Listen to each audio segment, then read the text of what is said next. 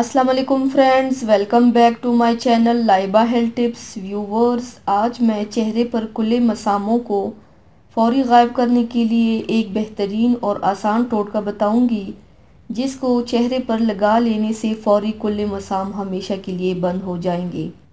अगर आपके चेहरे पर मसाम खुल गए हैं तो परेशान ना हो, सिर्फ 2 छोटी सी चीज़ बताऊंगी, इंशाल्लाह बहुत जल्द आपकी परेशानी हमेशा के लिए ख़त्म हो जाएगी।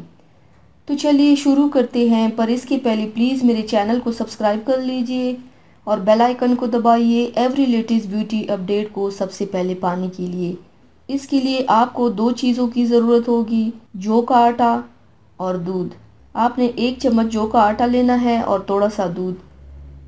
इन दोनों को मिक्स करके एक स्मूथ पेस्ट बना लीजिए और अपने चेहरे पर लगा लीजिए। जो खुले मसामे हैं उस पर लगा लीजिए ओपन पोर्स, और तकरीबन 10 से 20 मिनट तक लगा रहने दें।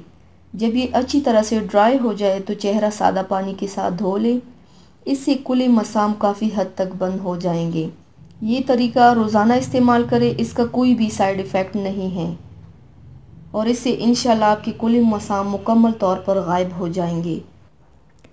तो व्यूवर्स, थैंक्स फॉर वॉचिंग। मेरी वीडियो को लाइक और शेयर ज़रूर कीजिएगा। मिलते हैं एक और नई वीडियो में, तब तक के लिए अल्लाह हाफिज़।